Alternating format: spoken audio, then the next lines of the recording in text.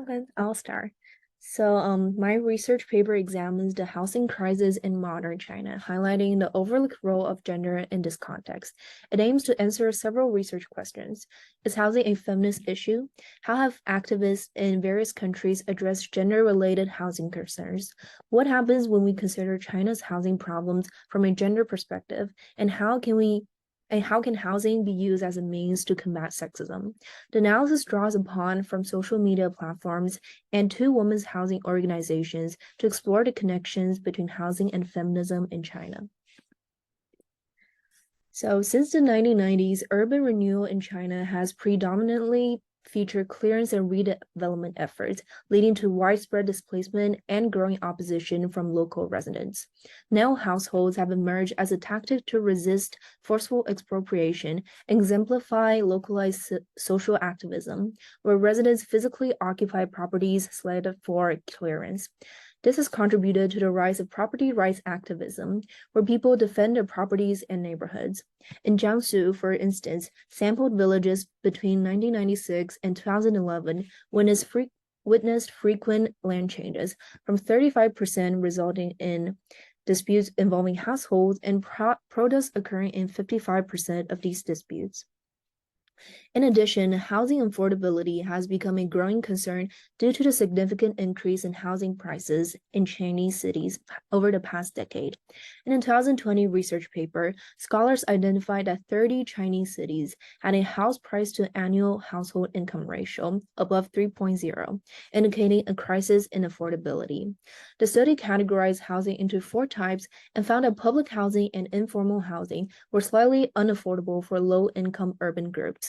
Despite the Chinese government's commitment to provide 36 million units of public housing during the 2010 to 2015 five-year plan, only 28 million units were actually delivered by the end of 2015. This gap, along with exclusionary practices, has led to issues such as the rise of informal rental housing and the purchase of small property rights housing, which refers to informal housing bought in urban villages or high-rise compounds.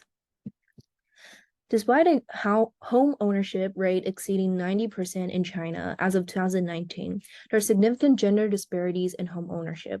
Only 37.9% of women own housing property, compared to 67.1% of men, highlighting a clear gender bias in property distribution and inheritance, land allocation, and access to social housing. Gender inequality in housing remains a relatively understudied aspect of the housing crisis in contemporary China, despite its critical importance. One contributing factor to this gender disparity is the income gap, with women earning on average only 67.3% of what men earn in urban areas. Discrimination against women, including restrictions related to pregnancy and marriage in the workspace, further exacerbates these disparities, making it challenging for women to access affordable housing. Understanding the intersection of gender and housing is crucial in comprehending the broader housing crisis and addressing issues related to feminism. So in my research paper, I argue that housing has the potential to reduce the impact of sexism on women in modern society, specifically in China. I do so by first reviewing the literature on 3 case studies of different types of housing in the Western world, specifically from Britain, Sweden, and Belgium. Then I will outline my study's methods by discussing the current situations in China regarding women's housing through the lenses of social media. Next, I will present and analyze my collected data, focusing particularly on the social media platform Sina Weibo, and analysis between a government and private agency that both focus on women's housing in China. The analysis of the 2 case studies is based on online representations solely. Finally, I will conclude with recommendations for future research to enhance the exploration of housing and feminism in contemporary China. In 1915, British women in Glasgow initiated rent strikes as a response to rent increases by establishing the Glasgow Women's Housing Association and employing propaganda to disseminate their cause. These women were particularly vulnerable to the consequences of rising rents because many of them were housewives financially reliant on their husbands. Fast forwarding to the 1980s, a study conducted in the UK revealed that 36% of building societies in their research exhibited some form of discrimination against couples with a higher earning wife. Concurrently, a national survey indicated that approximately 85% of British women were housewives during that period. These statistics underscore how women's disadvantaged economic and social positions reinforced the traditional concept of the nuclear family and relegated them to work in often cramped and dangerous spaces designed by men. Researchers argue that such family structures not only served to facilitate social control, but also hindered feminist efforts to advocate for improvements in housing design and quality. This was because housing was perceived as a matter of individual choice, making it difficult for women to challenge established gender norms. Over a decade later, Swedish scholar Dick Urban Westerlo published an article examining collective housing in Scandinavia, comparing modernist collective housing with a new form of communal housing. Westerlo highlighted that the initial modernist approach to collective housing was unsuccessful because it prioritized reducing housework at the expense of community cooperation. However, the self-work model emerged as a feminist imagining of modernist collective housing, emphasizing gender equality through mandatory activities such as communal cooking, cleaning, and childcare. Westerlo's focus on experimental housing with shared facilities in Sweden reflected the broader concept of housing as a feminist issue. However, he also acknowledges the limits of this urban phenomenon to be only seen in Northern Europe and some parts of the USA.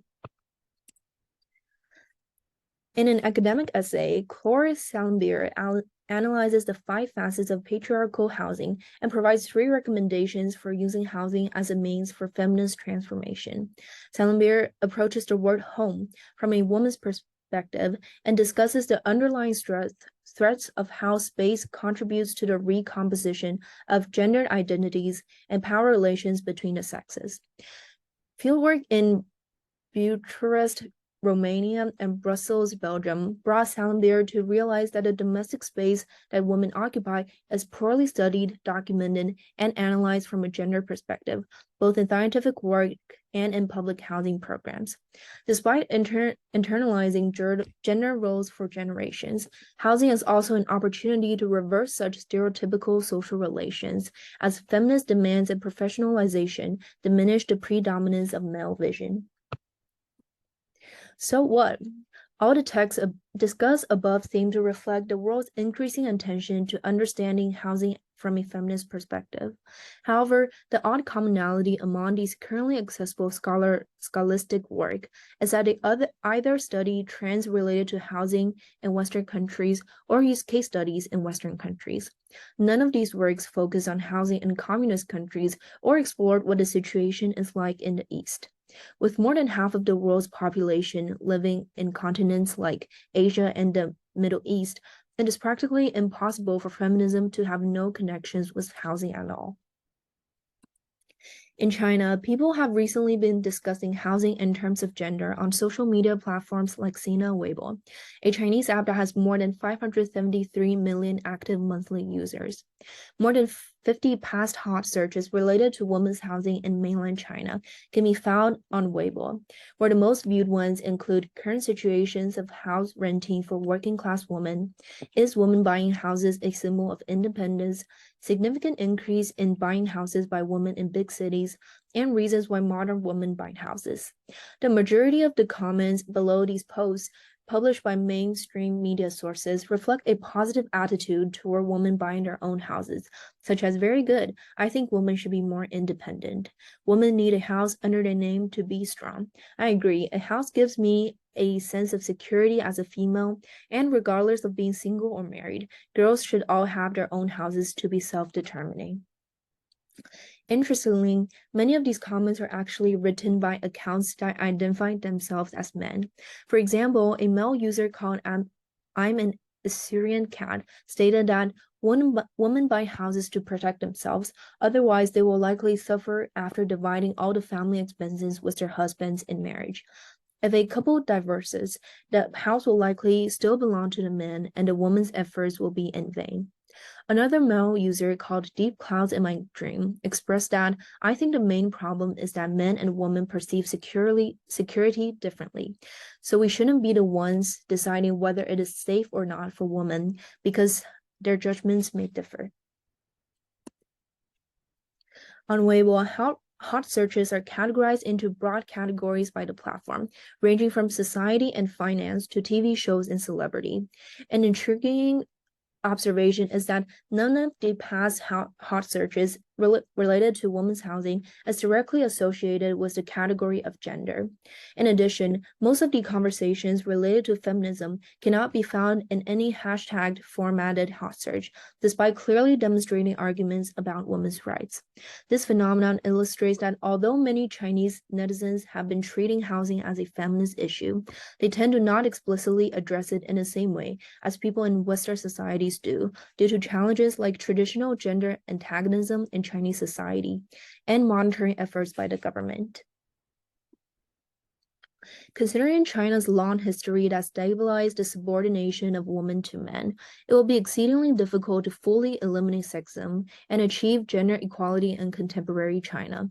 However, housing can be used as a powerful tool to alleviate the pressure from sexism on women in the modern world, a point that women's government groups such as All China Women's Federation and companies in China alike have recognized in the recent years. The All China Women's Federation, more commonly known as ACWF, founded in 1949, is a social organization tasked with representing and safeguarding women's rights under the Communist Party of China. Initially formed as a federation of regional women's groups, it became incorporated into the CCP around 1957 to propagate the party's gender-specific ideas.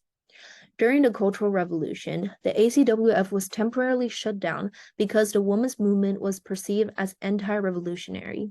Fortunately, it was re-established in 1978 and began diversifying its campaigns by studying women's movements in other countries and shifting its focus to evaluate the government's effectiveness in promoting women's rights. As the sole legitimate representation of women's organizations in China, the ACWF bridges the CCP and women by establishing women's federations at various levels. It influences policy related to urban planning, construction projects, and housing demolition, with a strong emphasis on lifting women out of poverty. For example, the ACWF has implemented a campaign called Two Learns and Two Competes in Chinese rural areas, aiming to lift 1.6 million women out of poverty. These initiatives focus on setting up woman-headed households for technical demonstration and forming hand-in-hand advancements for improved livelihoods. Another program called Action of Facilitating Women and Poverty Alleviation emphasizes women-oriented poverty alleviation projects to create multiplier effects for women to achieve financial independence.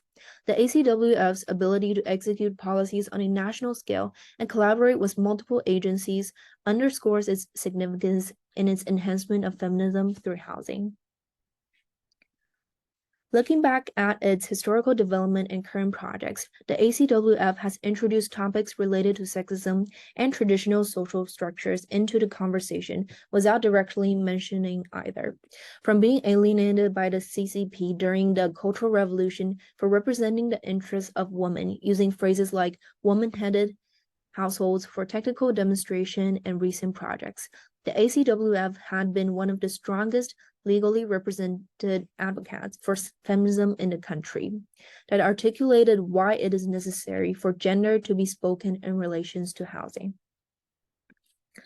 While the ACWF illustrates an example of a public approach to addressing women's housing in China, private housing companies have also started to address gender.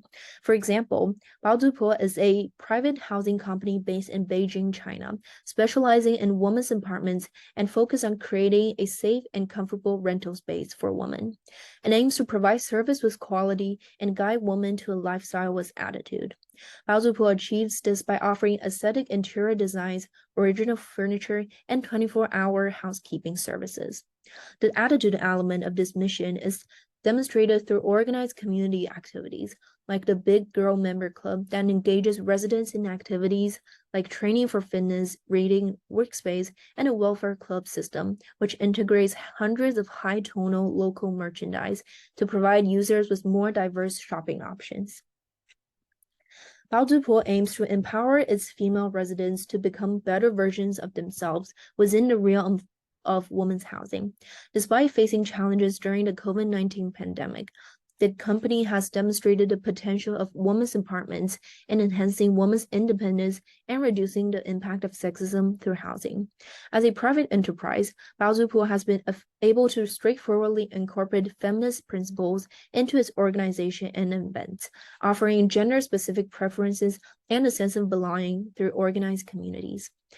The company challenges traditional stereotypes by emphasizing its gender-exclusive nature as a woman-only apartment brand and engaging with residents to adapt and improve its services, aligning with feminist ideals of recognizing and addressing women's needs.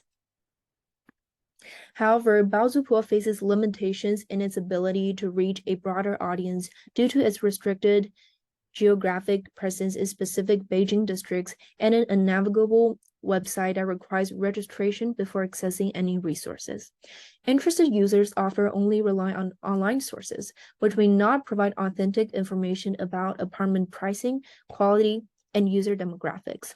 Additionally, the company's financial stability is at risk during economic downturns, as observed during the COVID-19 pandemic. The brand's emphasis on apartment benefits over pricing may also imply a class bias, potentially catering to wealthier women from middle or high-income families. This limits its accessibility for women with lower incomes or in poverty. These challenges highlight the difficulties small-scale private companies face when trying to expand their influence while maintaining their feminist missions.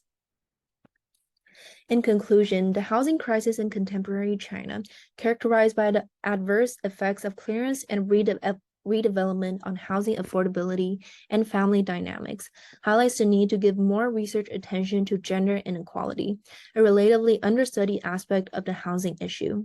Factors like income disparities and discriminatory practices against female workers are crucial for a comprehensive understanding of the housing crisis.